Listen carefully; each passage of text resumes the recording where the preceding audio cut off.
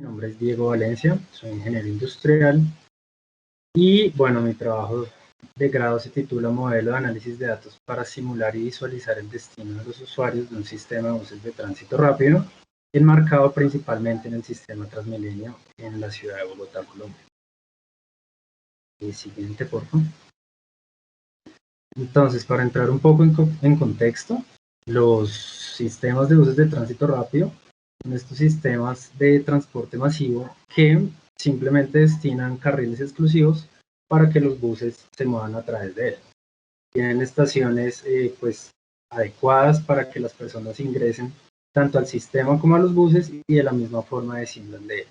Hablando ya específicamente del Transmilenio, que es el sistema de buses de tránsito rápido de la ciudad de Bogotá, el cual nace en el año 2000, cuenta con 9 portales.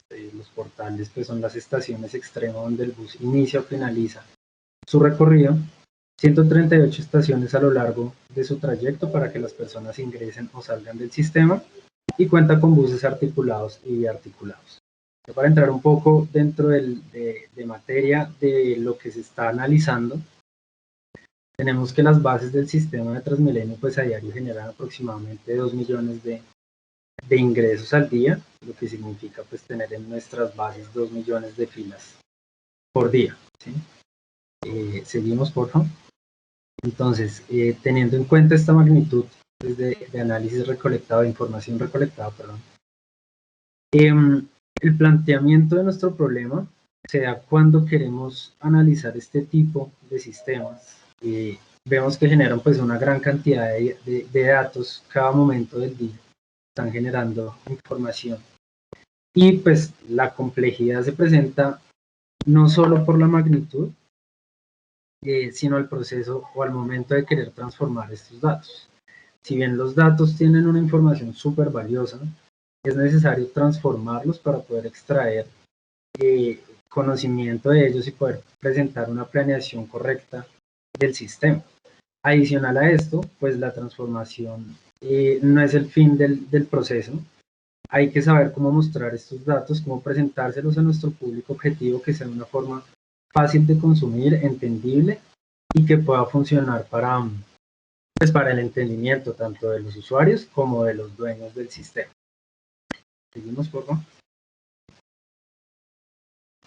Entonces, ya hablando específicamente del modelo que planteamos dentro del trabajo de grado, la propuesta que queremos hacer, es que si bien el sistema de transporte de buses, de estos buses, únicamente nos solicita la información cuando el usuario ingresa al sistema, nosotros perdemos por completo la trazabilidad de él. No sabemos a qué estación se dirige y en qué momento sale del sistema, por lo cual el modelo plantea la siguiente hipótesis. Cuando una persona sale de su hogar, lo normal, lo que creeríamos bajo el comportamiento racional, es que esta persona se va a dirigir a la estación que queda cerca a su casa, va a tomar el transporte y se va a dirigir a su lugar de trabajo.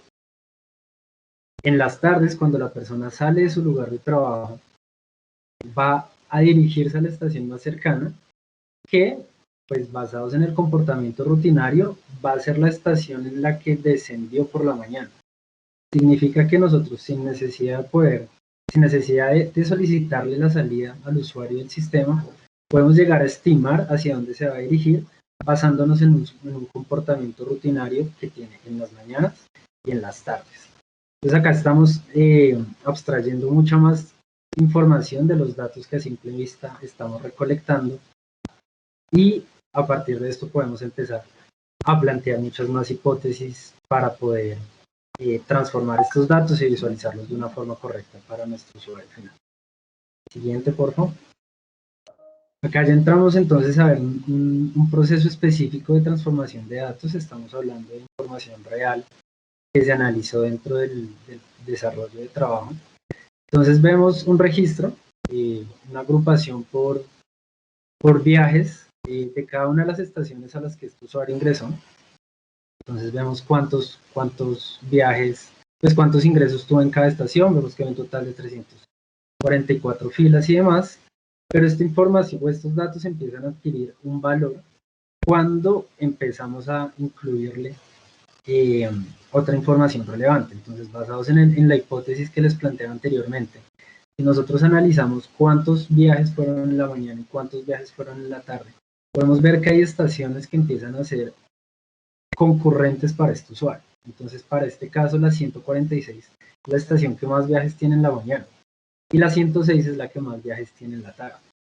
Entonces, podemos sacar una primera conclusión de decir que este usuario, cuando se sube en la 146 por la mañana, es su estación origen, y por la tarde se va a, o más bien, cuando sube en la 146 su estación origen, se va a bajar en la estación destino, que va a ser la 106, y por la tarde va a tener el comportamiento contrario. Entonces, haciendo transformaciones de datos, podemos llegar a reducir esta información, pasar de 344 registros a prácticamente una tabla de 2 registros o incluso uno. ¿Sí? Vemos que las dos de la derecha nos están mostrando la misma información organizada de diferente manera. Esto con el único fin de poder generar otro tipo de análisis que más adelante vamos a ver. Pero entonces acá lo importante de resaltar es que con las transformaciones correctas y con, digamos, un planteamiento de hipótesis adecuado, podemos llegar a minimizar los datos, procesarlos y pasar al tema de visualización que ya les voy a mostrar. Listo, estamos viendo el tablero de Power BI, ¿correcto? Sí. Listo, gracias. Entonces, con estas transformaciones que se realizan de la data y pues, de todos los tipos de análisis que podemos llegar a tener, en una primera instancia, el objetivo pues, es presentar a nivel macro cómo funciona el sistema. Entonces, a raíz de unos filtros de fecha, nosotros podemos llegar a ver cómo es el comportamiento del sistema a lo largo del recorrido. Podemos llegar a mirar días de interés, por ejemplo, comparar cómo se mueve entre semana versus un fin de semana, para tomar decisiones tanto de negocio como yo como usuario, cómo puedo darle un mejor provecho al sistema, al uso del sistema. Entonces puedo ver los horarios picos de él, puedo ver cómo se mueven las estaciones también. Ahí vemos que hay ciertas estaciones que son mucho más relevantes en la mañana, al mediodía, en la tarde. En un segundo tablero ya dejamos a un lado nuestro análisis macro y ya nos centramos en analizar a nuestro usuario.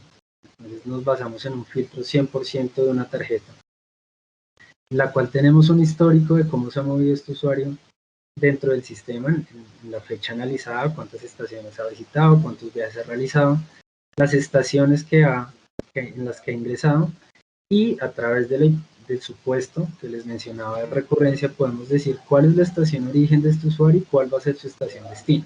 Y de la misma forma poder llegarlas a visualizar dentro de nuestro mapa de Bogotá.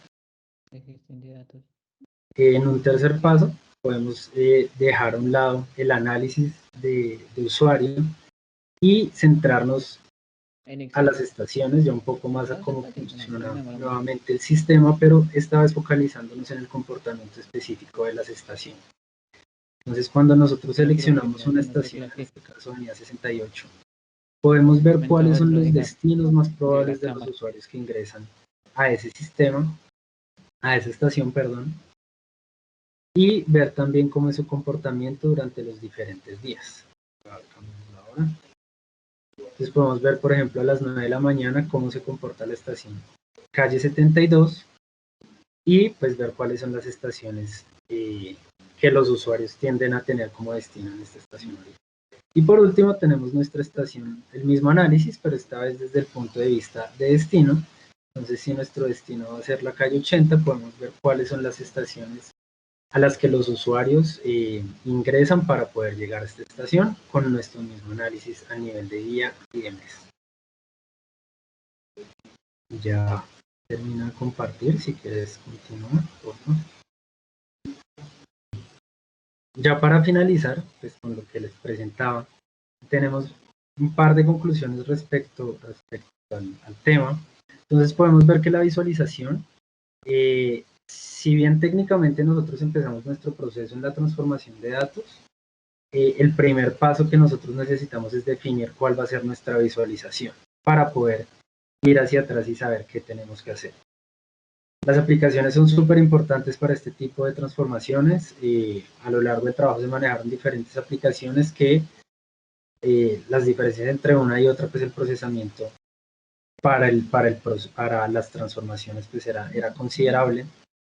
Se requiere suficiente data actualizada y este suficiente, pues, lo pongo entre comillas, porque hay usuarios para los que el tiempo analizado no fue suficiente, por lo cual hay que, pues, determinar cuál va a ser nuestro foco para saber cuánto puede llegar a ser suficiente data y actualizada para la siguiente conclusión es poder tener la posibilidad de validar el modelo como les mostré con un caso real. Ya para trabajos futuros, el trabajo nos da la posibilidad de incluir otro tipo de análisis, por ejemplo, información con respecto a la capacidad máxima que tienen las estaciones o los buses, o las trayectorias que tienen los buses para poder determinar mejores formas de gestionar el sistema. Y por último, si nosotros podemos llegar a aplicar esto en un tiempo real, no es que la información, o más bien la reacción que vamos a poder tener para brindar un mejor servicio como sistema, pues va a ser mucho más fácil. Si nosotros identificamos cuándo el usuario ingresa y para dónde va, podemos darle una gestión diferente a nuestras estaciones. Con esto finalizo, agradezco su atención y doy paso a la siguiente persona.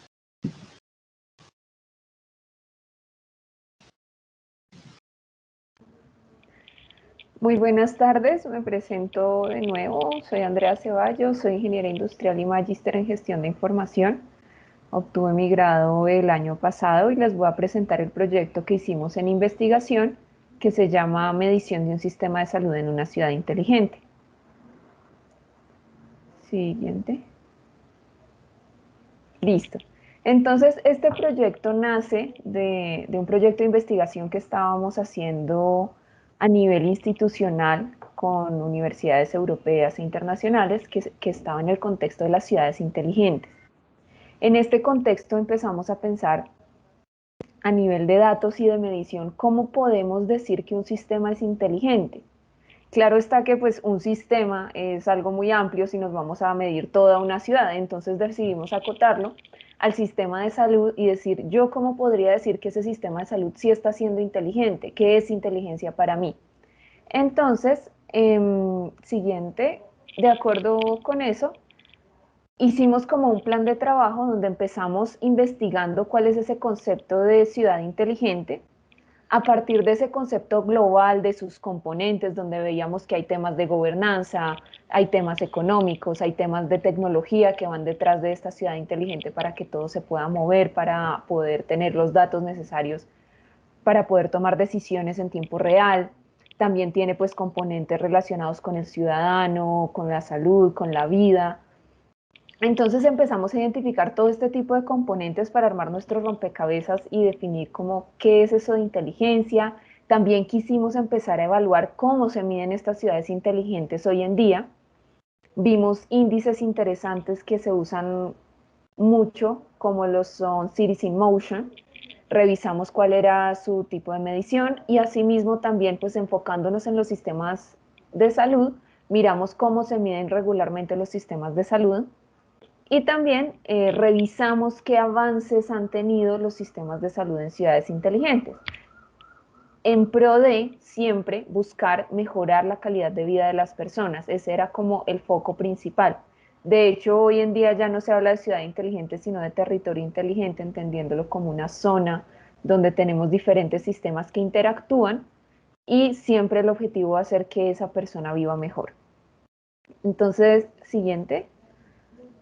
De toda esta investigación preliminar que hicimos, pues obtuvimos nuestro modelo de ciudad inteligente, obtuvimos ciertas características que debería tener el sistema de salud y a nivel de indicadores y de medición nos dimos cuenta que la forma en que se están midiendo las ciudades actualmente es de una forma estática, tanto ciudades como los sistemas de salud. Entonces lo hacen a través de unos indicadores que te muestran como una foto donde dice, listo, la ciudad ahorita está en este indicador en 10 o en 5 o en 3, pero no muestra cómo la ciudad ha ido avanzando y evolucionando para dar solución a las problemáticas de sus ciudadanos y para también generar conocimiento, generar información y cómo hace uso de todos estos datos para poder apoyar este desarrollo acelerado y esta mejora acelerada de la calidad de vida de las personas. Siguiente. Entonces es así como iniciamos generando una propuesta de lo que para nosotros sería un sistema de salud y a partir de allí empezamos a desglosar las otras cosas. Entonces, para nosotros un sistema de salud inteligente pues se centra en el paciente, sí o sí, buscamos que su salud sea mejor, que su calidad de vida sea mejor a través de este sector y alrededor de él identificamos algunos recursos o elementos que interactúan directamente con el paciente y que hacen que esta mejoría de su calidad de vida pues sea exponencial o no. Entonces hay algunos como recursos humanos, entonces ahí vimos diferentes temas como número de personas disponibles, vimos diferentes temas como las capacitaciones que tienen, también el tema de instalaciones, si se cuenta o no con toda la tecnología que permite tratar las diferentes enfermedades o hacer todo el tema de prevención en salud, los suministros de medicamentos, si ha habido desabastecimiento, si no ha habido desabastecimiento, los servicios ofertados y también, muy importante, la inclusión con otras comunidades, porque así como el sistema de salud tradicional tiene ciertos conceptos, pues también en un territorio, en una ciudad, debemos entender que hay otras culturas, otras formas de ver la salud, que también puede ser muy valioso tener en cuenta cuando estamos mirando un sistema de salud a nivel global. Y ya en una fase exterior, pues tenemos otros temas que afectan el sistema de salud, que son importantes, pero que de pronto el paciente cuando está haciendo uso de no siente la interacción tan directa. Y estos temas son todo el tema de gobernanza, de las políticas y leyes que envuelven el sistema de salud. También va a haber una información o unos datos que van moviéndose dentro del sistema y que nos van a poder permitir tomar las decisiones que nos lleven a generar esas inteligencias, ese conocimiento y esas acciones que en pro de la salud de las personas. Está el tema de financiación, ya que hay diferentes tipos de modelos, como lo pueden ser el subsidiado o la que paga enteramente el paciente o un tipo mixto. Y finalmente el entorno que está asociado a esos riesgos que corre el paciente. Entonces, si se moviliza en un bus, ¿qué riesgos está asociado? Si hay contaminación en el ambiente, pues también tiene unos riesgos adicionales.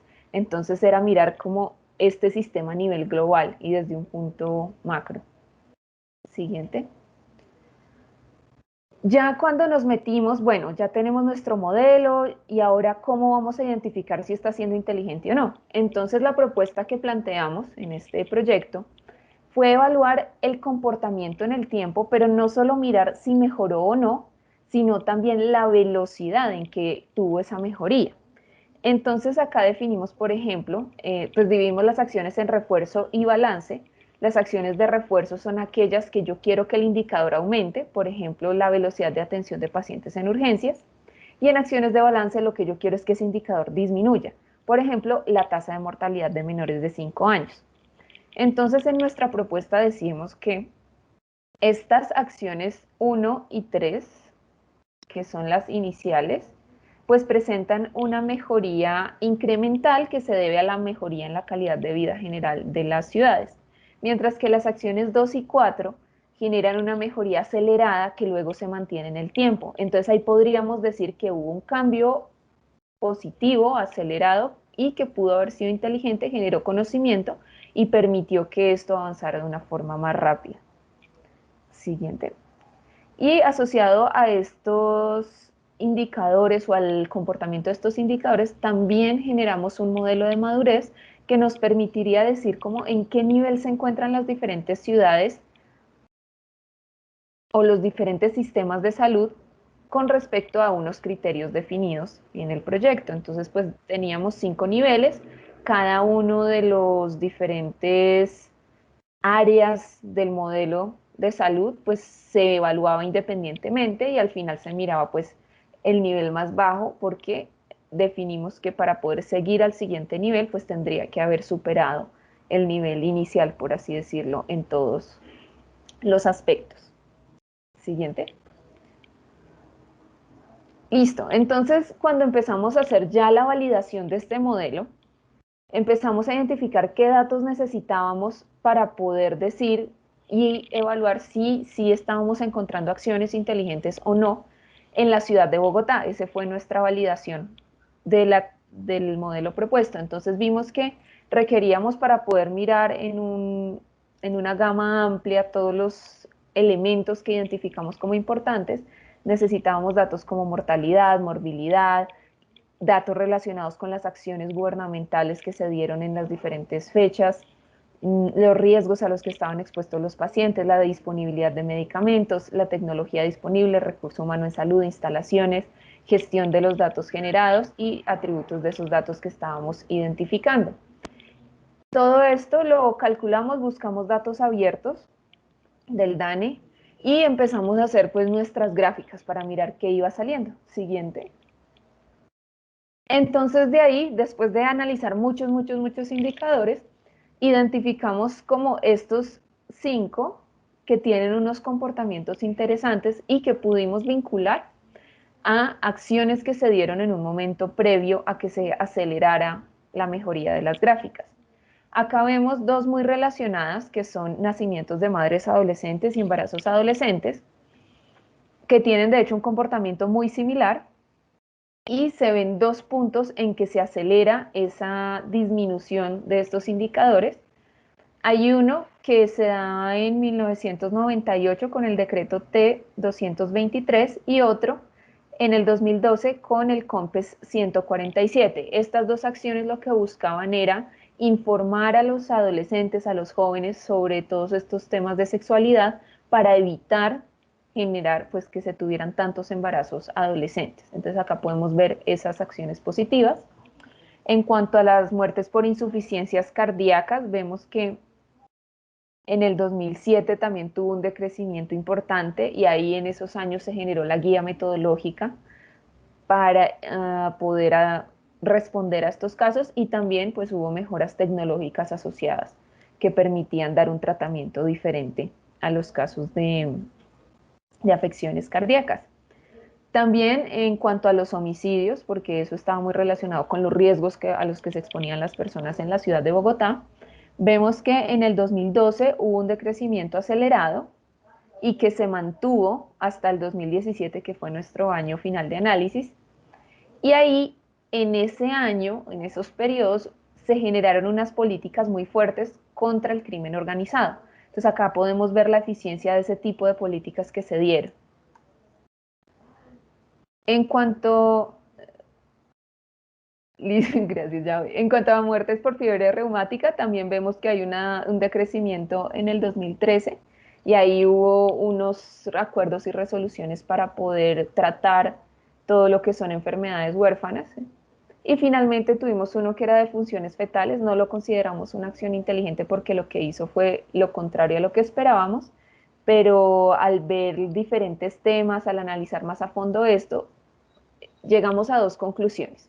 O que podía deberse a la descriminalización del aborto y que eso se estuviera empezando a registrar más cuando se habían muertes fetales, o simplemente a que se empezó a estudiar más este tema y se empezaron a generar más registros de las muertes fetales en la población. Ahora sí, siguiente.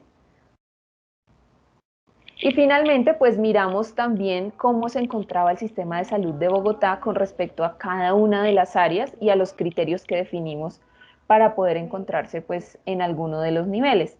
Vemos que hay niveles en los que está muy avanzado, como es la inclusión de otras comunidades. De hecho, en Colombia se reconoce todo el tema de comunidades indígenas para el tratamiento en salud, pero hay unos que están muy bajitos, como es el tema de gobernanza, que se asoció mucho al tema de transparencia, de que esas políticas que se definen sí se cumplan, debido a diferentes eventos de corrupción que se presentan en el país. Entonces ahí hay mucho por trabajar. Por eso, al no haber superado el nivel 1 en algunas de las áreas, pues este sistema quedó clasificado como nivel inicial. Siguiente. Y ya finalmente, pues, ¿qué se puede hacer a partir de este punto? Podemos revisar acciones inteligentes en otros contextos, en otros escenarios, en otras áreas de la ciudad. También podemos comparar la gestión que se ha dado en diferentes países y poder llegar a conclusiones de mejores prácticas. Se puede hacer un balance con otras dimensiones, mirar cómo se comportan los indicadores cuando algo sucede con otra dimensión de la ciudad, porque entendemos la ciudad como un ente orgánico. Y finalmente, pues también con todo esto de la pandemia podemos analizar muchos datos y poder comparar esas acciones que tuvieron los diferentes países para poder decir cuáles serían las mejores prácticas bajo ciertos contextos, entendiendo que un país que se encuentra en Latinoamérica, que tiene ciertas características, no puede ser directamente comparable con uno que se encuentra en Europa, que tiene otras características. Y eso es todo por este proyecto y les agradezco mucho la atención. Entonces les cedo la palabra a Kat. Muchas gracias, Andrea. Muy buenas tardes. Mi nombre es Catherine Riveros y el proyecto que voy a presentar es Prosperidad Financiera a partir de datos abiertos. Este es el tema de mi trabajo de grado para aspirar a magíster en gestión de información. Siguiente, por favor. En el contexto de la pandemia, que se generó una crisis económica, vale la pena reflexionar sobre una frase que, no sé, tal vez alguna persona le encuentre sentido, y es: el dinero no compra la felicidad, pero calma los nervios. Gracias. Siguiente. Porque en época de pandemia y con toda esta coyuntura, nosotros queremos todavía y soñamos con financiar nuestros proyectos. ¿Qué va a pasar entonces de aquí a 10 años? ¿Podemos comprar la casa de los sueños? ¿Podemos hacer ese viaje por el mundo que siempre hemos querido? ¿O cursar nuestros estudios universitarios de posgrado en el exterior? ¿Por qué no comprar un auto nuevo? Siguiente. Si usted es de esas personas que tienen esa duda de cómo hago para financiar mis proyectos, entonces, ¿qué tipo de perfil eres? ¿Eres de los ahorradores en Colombia, del 82% de la población que tiene cuenta de ahorro o cuentas electrónicas o fondos de inversión? ¿O eres de las personas que hace préstamos gota a gota o le pide a la familia, amigos o fiado en la tienda como el 20% de la población en Colombia? ¿O pides crédito para acceder a los productos de consumo y para pedir, por ejemplo, un crédito hipotecario, como el 36%, el 36,6% de la población que pide crédito en la banca formal? Pues en este caso vamos a mirar cómo se accede al crédito, cuáles son esas variables determinantes y por qué solamente el 36% de la población solicita préstamos, solicita crédito. Siguiente, por favor.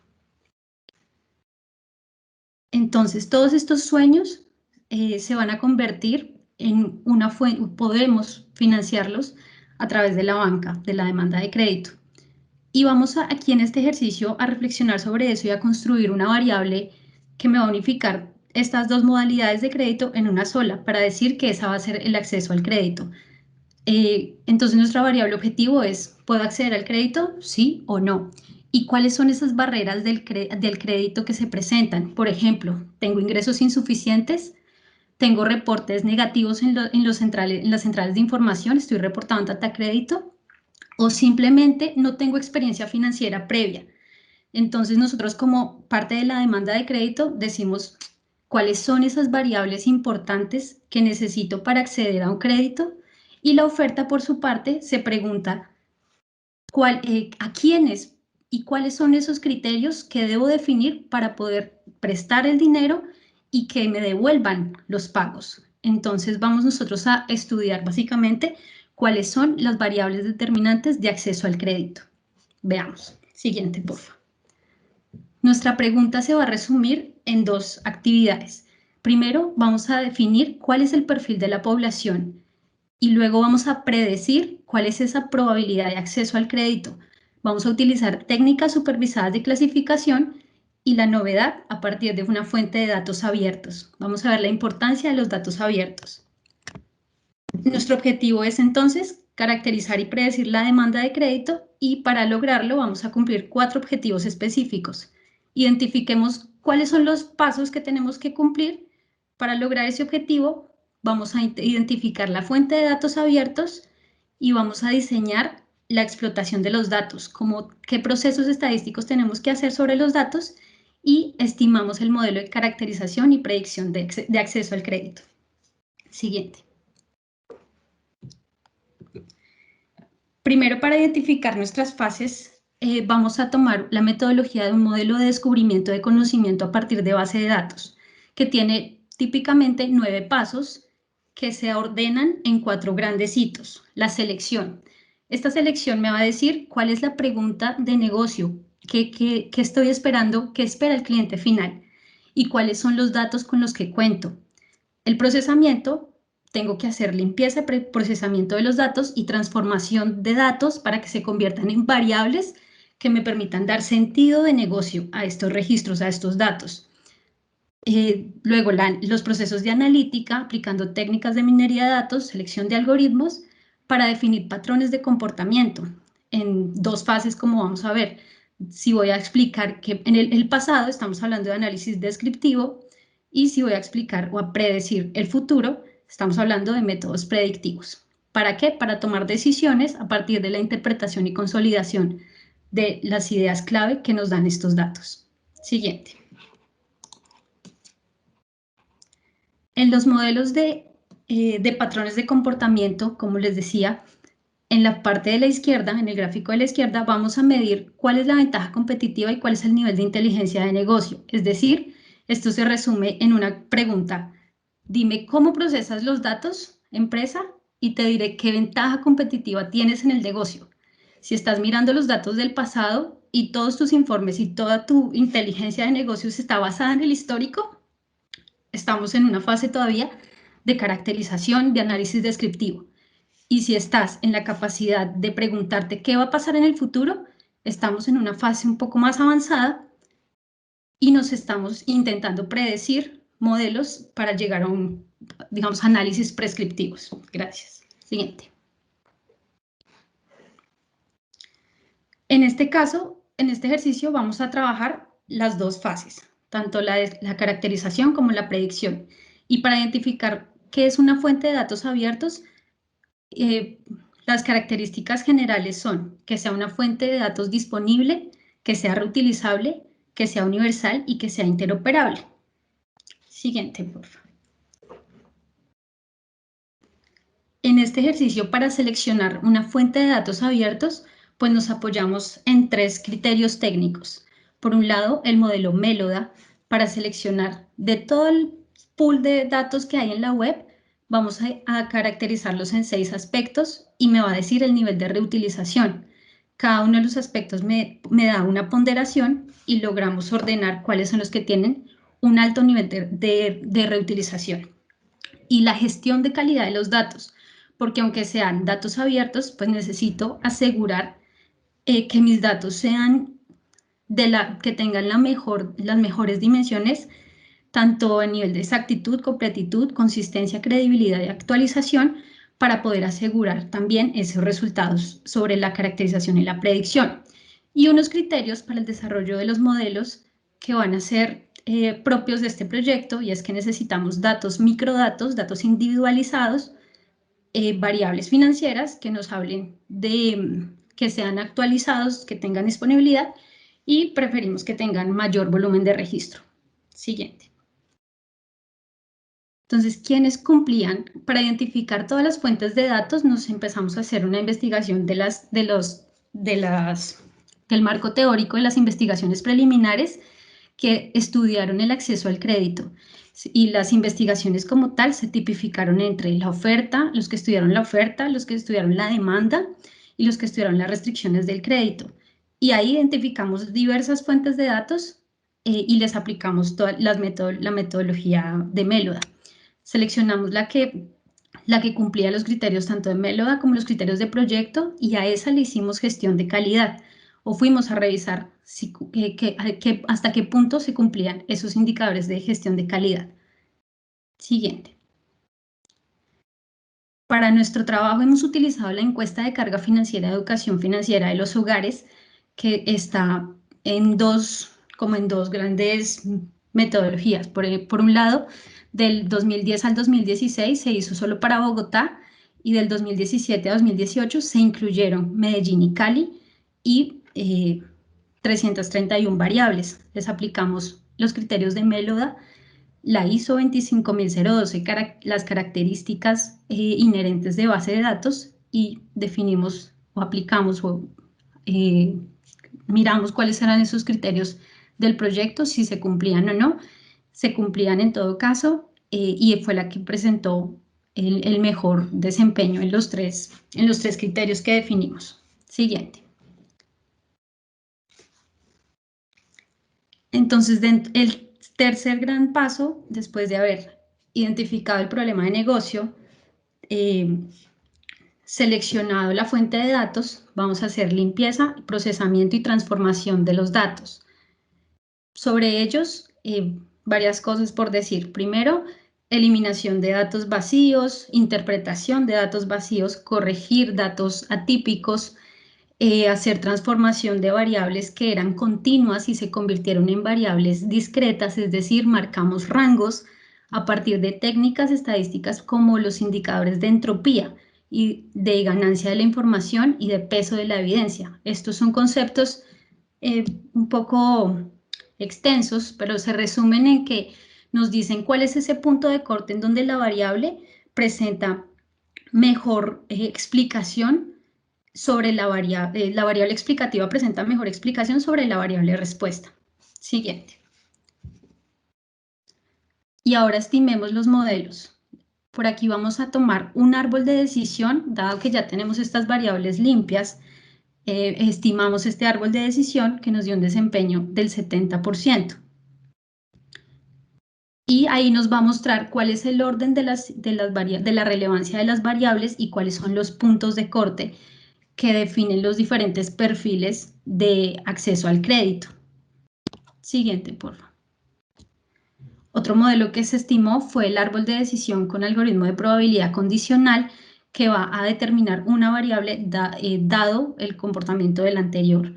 Entonces ahí va anidando las probabilidades en el tema de probabilidad condicional y va haciendo un poco más, quitando un poco de ruido y mejorando el modelo de árbol de decisión anterior de algoritmo Shade. Siguiente. Por último, lo comparamos frente al bosque aleatorio, que nos muestra en este orden cuáles son las variables más relevantes y las que tienen mejor desempeño y predicción sobre la variable respuesta de acceso al crédito. Esta alcanzó una precisión del 73,5%. Siguiente.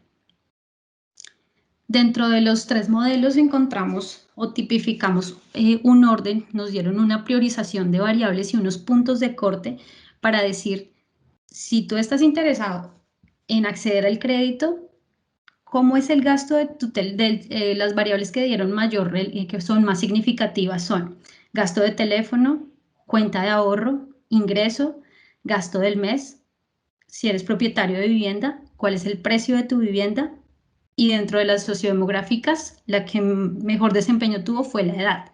Estas variables, para darle una interpretación y sentido de negocio, las ordenamos de manera que en 4 grandes cajitas o grupos. Y es que las variables de gasto que dieron mayor significación, fueron relevantes, gasto de telefonía y gasto de internet, están hablando de una conectividad digital y del comportamiento de pago del cliente. Claro, esto es un modelo que es para clientes que no tienen experiencia financiera. Entonces yo quiero ir a mirar de dónde puedo valerme para adquirir información de su comportamiento de pago, de si ha tenido ahorro o no, cuál es su nivel de riqueza y garantías y cómo es esas características demográficas que tiene el cliente. Siguiente.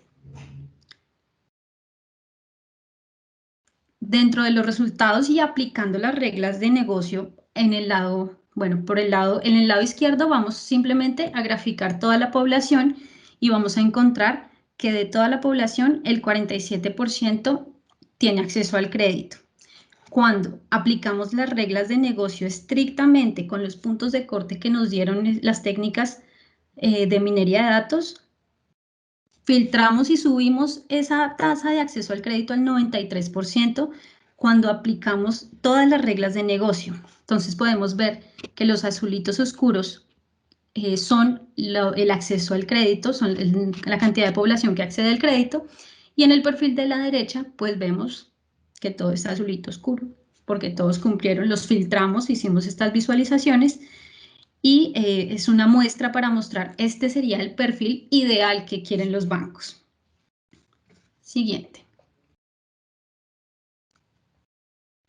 Aquí un poquito para ver, se ve un poco pequeñito, pero para mostrar un poco más la imagen, ahí están como todas las variables del árbol filtradas. Siguiente. Entonces nuestros resultados son, cuando vamos a utilizar fuentes de datos abiertos, tenemos que acompañarlo de modelos que aseguren ese nivel de reutilización, que sí son datos abiertos, sí se cumplen las características, y tenemos que ir acompañados de aplicar modelos de gestión de calidad, porque muchas veces las organizaciones piensan que toman datos abiertos, cualquier dato me sirve. No, tenemos que definir criterios. Sobre la caracterización, este es un modelo para usuarios sin experiencia de crédito.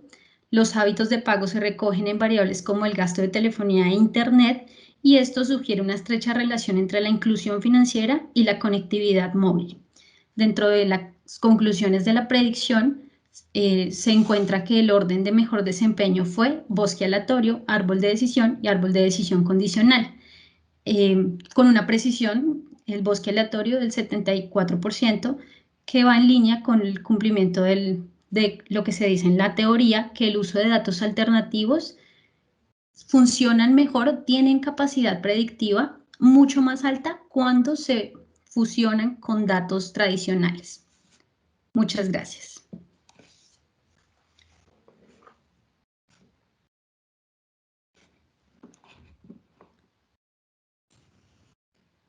Dejo para que inicie las conclusiones Fabiola, por favor. Listo. Gracias. Bueno, yo sencillamente voy a dar unas cortas conclusiones de 2 minutos. Quiero llamar la atención en los siguientes puntos. Aleja, pasamos a la siguiente, no pude tener el control, no sé qué pasó. Lo primero que quisiera resaltar es que si ustedes se dan cuenta, en todo lo que hemos visto, no solamente en los resultados de investigación aplicada que hoy hemos compartido con ustedes, sino a lo largo de todas las conferencias que se han presentado en el simposio, pues definitivamente los datos lo que van a impulsar son iniciativas de negocio. Nosotros, para lograr resultados en una organización, para lograr respaldo, no vamos a decir, mire lo bien que yo he gestionado los datos o mire lo bien que yo he hecho tal tarea o tal proceso de gobierno de datos. Lo que buscamos es obtener resultados. En las presentaciones de hoy veíamos cómo la gracia del tema, por ejemplo, en el caso de transporte, era poder simular y saber para dónde iba un usuario, o en el caso de salud, poder medir la inteligencia de salud en una ciudad inteligente, o en el caso de catering, evidenciar cuál era el acceso o la posibilidad de acceso al crédito. Es eso lo que vamos a impulsar, y definitivamente los datos son la manera de hacerlo, no solamente con su preparación, etcétera, sino para lograr ese mismo respaldo. ¿En qué nos basamos? En presentar datos, ¿cierto? Pasamos a la siguiente, Aleja. Partimos, sí, efectivamente, del conocimiento de los datos, siempre teniendo en cuenta que los requerimientos de datos no son otra cosa que requerimientos de negocio. Entonces, todo lo que presentamos hoy, por ejemplo, en la investigación aplicada, tuvo que trabajarse con datos, tuvieron que conocerse los datos, su comportamiento, tuvimos que saber cuáles datos teníamos, cuáles faltaban y así buscarlos, pero siempre pensando en que son requerimientos de negocio. Pasamos a la siguiente. Aleja, pasamos a la siguiente, por favor. Obviamente esto lo podemos lograr porque tenemos muy buenas prácticas. Como hemos venido mirando en las diferentes conferencias, el hecho de utilizar procesos, prácticas definidos son indispensables. El obtener mayor valor de los datos no es algo que suceda al azar, es el resultado de un trabajo previo en el que, por ejemplo, veíamos las diferentes conferencias del equipo de DAMA en que nos presentaban el marco de referencia de DAMA, así como existen en un momento dado otros, pero este es uno al que creo que le estamos apostando muchos. Entonces podemos asegurar, por ejemplo, la confianza en los datos, asegurando todas las dimensiones de calidad, como mencionaba hoy Katy. Hoy Catherine nos decía, a través de ISO miramos tales dimensiones de calidad, pero también aseguramos a través de Meloda que el dato abierto se pueda usar. Siguiente, Aleja. Y también aseguramos que podemos lograr seguridad y privacidad en los datos que definitivamente para nosotros son pues vitales, ¿no? Continuamos. Y con todo esto, la idea es obtener definitivamente el mayor valor del dato. Nosotros lo que hemos querido hoy presentarles, y ustedes ven que en estas últimas diapositivas lo que hemos hecho es mostrar fotos de los resultados de los trabajos, cómo podemos asegurar obtener el mayor valor del dato en los diferentes ámbitos. En la escuela hemos venido realizando diferentes proyectos. Estos son sencillamente unos ejemplos de los mismos. Hay muchos más, hay muchos profesores trabajando en el tema tanto a nivel nacional como en acuerdos. Por ejemplo, en el proyecto de Catherine, es un proyecto que codirigimos con la Universidad Politécnica de Valencia y estamos obteniendo muy buenos resultados. Los invitamos a que en caso de que ustedes tengan proyectos de investigación que quieran que trabajemos en conjunto, nos lo hagan saber. Hay muy buenas iniciativas y podemos trabajarlos en conjuntos. Antes de invitarlos a nuestra siguiente conferencia, donde tenemos invitada una experta en cultura organizacional y particularmente cultura orientada al dato, a la toma de decisiones basadas en datos, que es Jihan Geobo, queremos saber si tienen alguna inquietud, alguna pregunta sobre estos 3 ejemplos que han presentado las personas de la Maestría de Gestión de Información. No sé si alguien tenga alguna pregunta o aporte. ¿No? Bueno, si no es así, No entonces... sé. ¿Nadie? No sé si es que Germán de pronto nos iba a acompañar. Germán está con nosotros acá. No sé si él quería decir algo o si cerramos en el... Pues es que el último evento, digamos como general, es el de las 6, entonces Germán dijo que nos acompañaba ya. Pero Daisy, Joana tiene una pregunta o un comentario o algo. Dale, Daisy. Buenas tardes, tengo una pregunta. ¿En qué herramienta o con qué metodología realizaron la evaluación, la medición de calidad de datos? ¿De calidad de datos de quién? ¿De Catherine? ¿De quién habla? Catherine. Del último. Sí, De Catherine. Hola. Nosotros tomamos la documentación de la ISO 25012 y hicimos esta revisión a partir de la metodología. La encuesta es la encuesta de carga financiera y se revisaron los criterios a partir de toda la metodología que utilizó el DANI para identificarlos en cada una de las características inherentes. Como tal, todo el tratamiento de los datos se hizo en RStudio, digamos que se analizó la exactitud, la completitud, la consistencia de los datos y la caracterización se graficó en Power BI. Vale, gracias. Gracias, Catherine. Germán tenía la mano levantada. Germán, sí. No, simplemente me gustó mucho la presentación. Felicitar a los estudiantes. De verdad, para mí fue enriquecedor ver cómo explicaron cada uno de sus casos, paso a paso, con conceptos muy claros, con metodologías muy claras. Y yo creo que esta presentación es demostrar posteriormente porque tienen muy claros los conceptos, son los expositores más jóvenes que tenemos en este simposio y de verdad que me voy muy contento, le presté la mayor atención que pude a todo lo que explicaron. Felicitaciones a los expositores. Simplemente quería agregar eso. Muchas gracias, Germán. Sí, yo también quiero felicitarlos mucho. Y tenemos otra mano arriba que es, no, Germán, ya, yo vi ahorita el Sí, nombre. había alguien con la mano levantada y se No me acuerdo. arrepintió. Sí, sí, se arrepintió. Sí, nosotros la verdad estamos... Hernán Raúl, creo que era Hernán Raúl, ¿no? No. Y como les decíamos antes, hay, digamos, otro grupo de proyectos importantes. Estos 3 proyectos en particular son proyectos, como dice Germán, de mostrar, pero hay otra gran cantidad de proyectos y hay un grupo de profesores atrás de todos estos trabajos desarrollados que hoy no están acá, pero que el equipo trata de mostrar la vocería y hablar en nombre de ellos. Yo también felicito a todos los expositores, a Diego, a Andrea y a Katy por el trabajo excelente que hicieron.